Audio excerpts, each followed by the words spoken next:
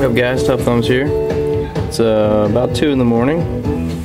I started something and I wanted to finish it. It was very intriguing to me, so I just wanted to do it. I was just really interested to see how it would turn out.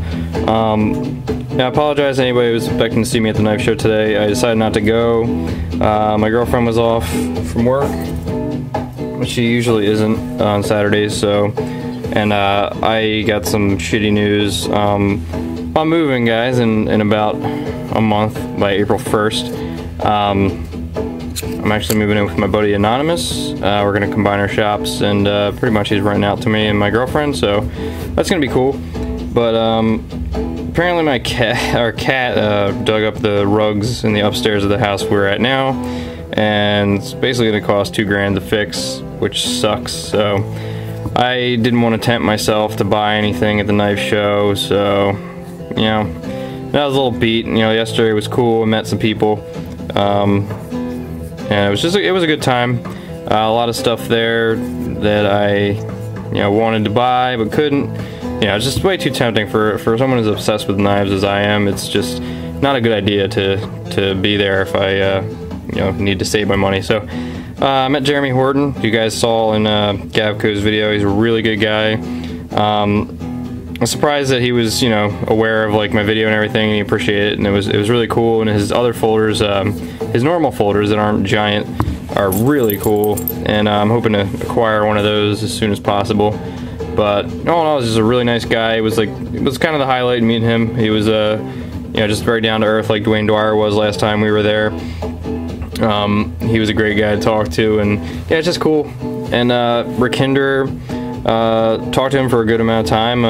He's a really good dude. I mean, I had all that shit happen last time that wasn't a big deal, but some people blew it out of proportion. But he's just a nice guy, really easy to talk to.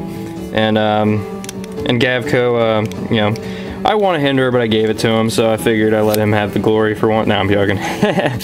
But it was kind of odd seeing Gavco with a Hinder. That's just kind of strange.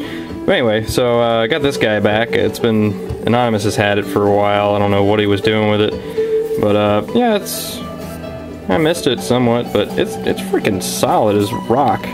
Gotta say, it's a functioning frame lock. I mean, it doesn't have a great detent, scrapes a lot, but I mean, that's not bad. It's not gonna do anything to it. But it's rock freaking solid. It's still sharp too, very sharp. So, but I'm gonna try my best. When I move in with when I move, I'm gonna have access to a grinder and my new grinder right away. So I'm gonna be trying to do as much as I can to start making my own knives, so you guys can get your hands on them, because I really want to move to the next level. But yep. So anybody who's expecting to see me there at the Blade Show, I apologize.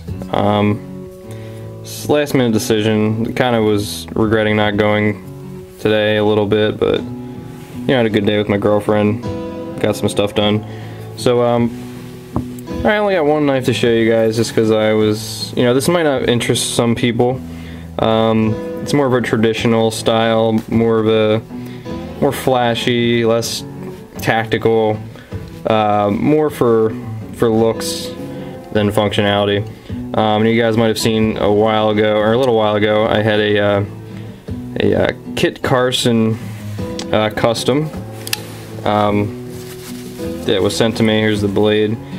Beautiful freaking knife. I got this thing and I pulled it out of the box, and I was just like, wow, it's a gorgeous knife. Now I've kind of got my eye on, if I'm gonna get something that's like, like a custom that's more safe clean than anything. But that blade is just ridiculous. So I don't know. I just really kind of have my eye out for one of them now.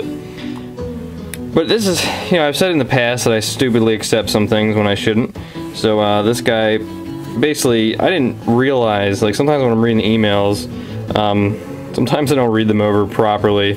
But this guy, he said he wanted mother of pearl, and I had never done that before, and I guess I missed that, because when I got the knife, it came with 2 squares, or little rectangles of mother of pearl. And I was like, right away, I was like, wait a minute, I can't do this. Like, I don't know how to do this shit. What the hell? So I asked around. I talked to the people at Macecraft, Alpha Knife Supply, I talked to Anonymous, he didn't know shit about it, but neither do I and a couple other people. But basically, it's basically go real slow with super duper sharp drill bits, and just take your time, masking tape on the opposite end so it doesn't crack. Don't heat it up too much, but you know what, it wasn't too bad. It's very dangerous stuff to breathe in. You can see it's just a fine powder. Like it kind of stays on shit too. So I wore a respirator the whole time.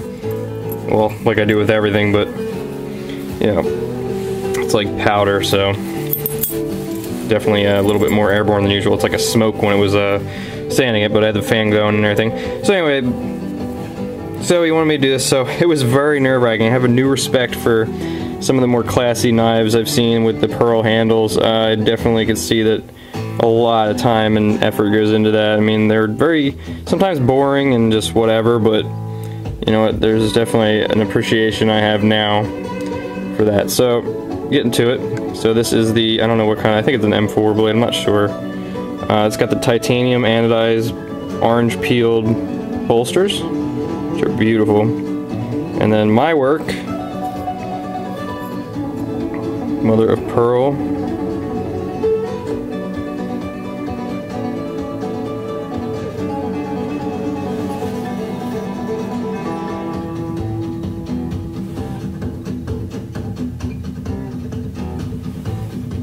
It's very pretty.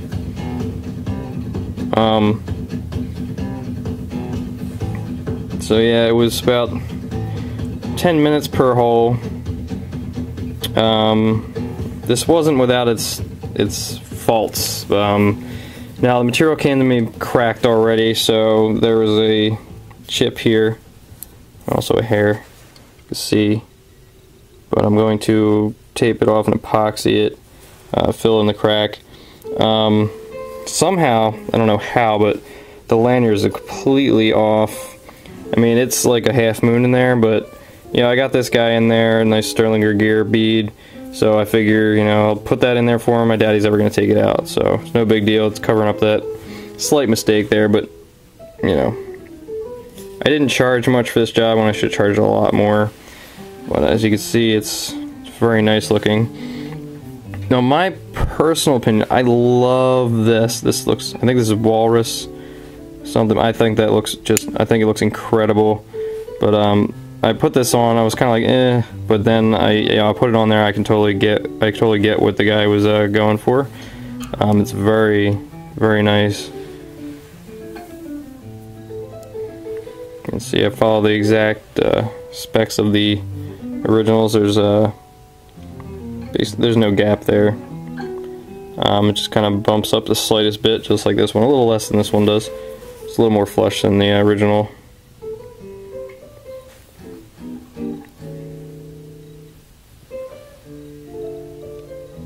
But it polished up very nicely. But this knife, altogether, guys, a very smooth knife. Like, you can appreciate this.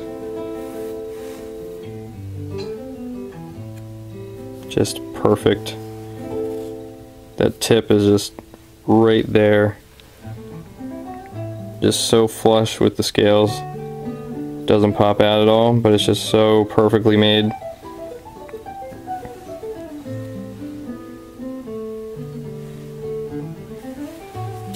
Just a ridiculously smooth knife. Nice hand rubbed on there. Feels really good, but I would not recommend ever dropping this knife. I have extra padding here and extra on the ground in front of me, because if I was to drop this, these scales would probably shatter. When I was sanding it on the belt sander, I added some padding underneath, and I also put pretty much a giant blanket underneath. If it was to fly off and hit the ground, it would have been terrible, so it was very nerve-wracking.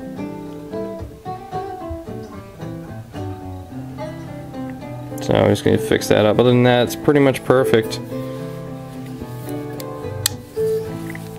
But I know it's not, it doesn't look like a big deal to you guys. Some people Some people know about this material and working with it. This is my first time with it, and I can definitely say I have a lot of respect for some of the older knife makers that have been, they do the pearl inlays and everything. It's just a lot of attention to detail and very, very patient. You gotta be just absolutely perfect. It doesn't allow any room for error whatsoever, so.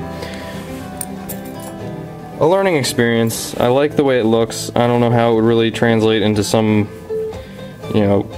less expensive knives. I don't think it would really work too well, but it's definitely very nice, and I'm just happy to have worked with it. So I might try something in the future. I think epoxying G10 on it, like a liner material, would be a really nice idea to strengthen it up a little bit, because this stuff is not good for user at all, period. It's terrible. It's like very brittle glass. So, and being $100 per scale, and these things this is the top of it, and the bottom is like right here, almost exactly where this is. This is almost the exact same size, except it was a square or a rectangle. So $100 a piece.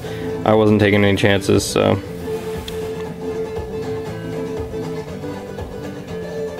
But this is just beautiful.